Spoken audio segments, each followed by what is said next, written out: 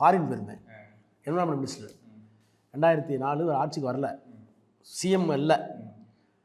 Foreign போனவன் என்ன பண்ணிட்டாங்க, எனக்கு ஒரு நண்பர், ரொம்ப நெருங்கிய நண்பர் இங்கே, அவர் வந்து அங்கே பெரிய பிஸ்னஸ் பண்ணுறார் சுவிட்சர்லாந்தில். இவங்க என்ன சொன்னால், என் நண்பர் அங்கே இருக்காருங்க, பெரிய பணக்காரரு, உங்களை ரிசீவ் பண்ணிக்காருன்னா, சரி ஒன்றும் இல்லை வரல. அம்பாசிடரும் கூட வரனார். அம்பாசிடர் நான்லாம் போய் வீட்டில் போய் சாப்பிட்டோம். சாப்பிட்டு வெளியே போகும்போது ஒரு வாட்ச் கொடுத்தாரு. சார் யாரும் கொடுத்துறாதீங்க, இது வந்து பிளாட்டினம் வாட்ச், காஸ்ட்லி வாட்ச். எவ்வளோ என்ன, அதெல்லாம் உங்களுக்கு வச்சுங்க என்ன. இங்கே வந்து அந்த வாட்ச்சு என்ன விலைன்னு பார்த்தாக்கா 10 லட்சமோ 14 லட்சமோ.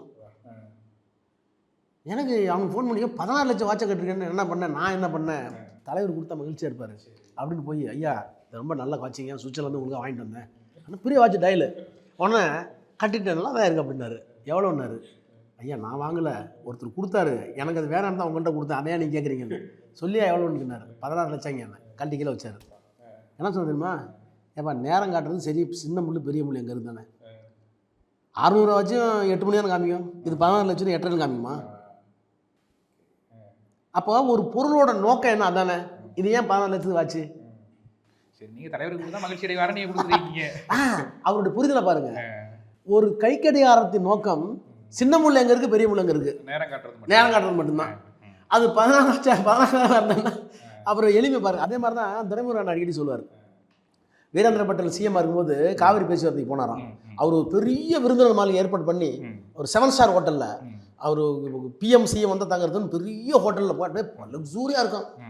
உள்ளே போய் தோண தவிர இதெல்லாம் நம்ம தூக்க வராதவா, வெளியே போகலான்ட்டு டிபி ஊற்றிக்கலாம் கேளுங்களா அவர் சொல்லுவார்.